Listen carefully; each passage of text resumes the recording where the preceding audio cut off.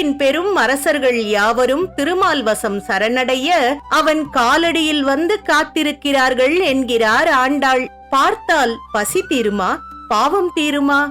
மாலனின் கண் பார்வை நம்மீது பட்டால் அவை சாத்தியம் என்கிறார். அதற்கு அவனை சரணாகதி அடைய வேண்டும், அதைத் தவிர வேறு வழியில்லை என்கிறார். ஆண்டாளின் உவமைத்திறன் மிளிரும் மற்றொரு பாடல் இது. அலைகள் தாலாட்ட திருப்பார்கடலில் பள்ளி கொண்டுள்ளார் நாராயணன்.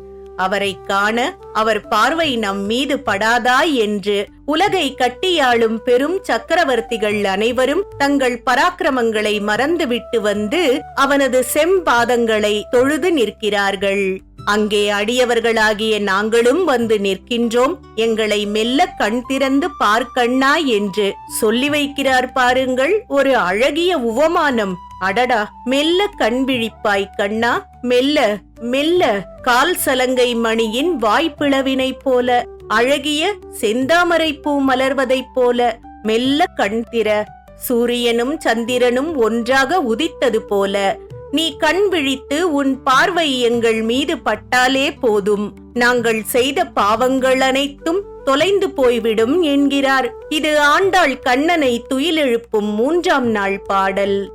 எனக்கென்னவோ இந்த பொல்லாத கண்ணன் முதல் நாளே விழித்துக் கொண்டு ஆண்டாளின் தமிழமுதை பருகுவதற்காகத்தான் இன்னமும் தூங்குவது போல நடிக்கின்றான் என்றே தோன்றுகிறது. படிக்கும் நமக்கே இவ்வளவு இன்பம் என்றால் பாடுபொருளான அவனுக்கு கேட்கவே வேண்டாம். நிஜத்தில் கண்ணனை பாசக்கயிற்றால் கட்டி போட்டது யசோதை என்றால் பாசுரக்கயிறால் கட்டி போட்டது ஆண்டாள்தான். திருப்பாவை 22ஆம் நாள் பாடல். அங்கன்மா ஞாலத்து அரசர் அபிமான பங்கமாய் வந்து நின் பள்ளிக்கட்டிற்கீழே சங்கம் இருப்பார் போல் வந்து தலை பெய்தோம், கிங்கினி வாய்ச்செய்த தாமரை பூ போலே, செங்கண் சிறுச்சிறிதே எம்மேல் விழியாவோ, திங்களும் ஆதித்தியனும் எழுந்தாற்போல், அங்கண் இரண்டும் கொண்டு எங்கள் மேல் நோக்குதியேல், எங்கள் மேல் சாபம் இழிந்தேலோரெம்பாவாய்.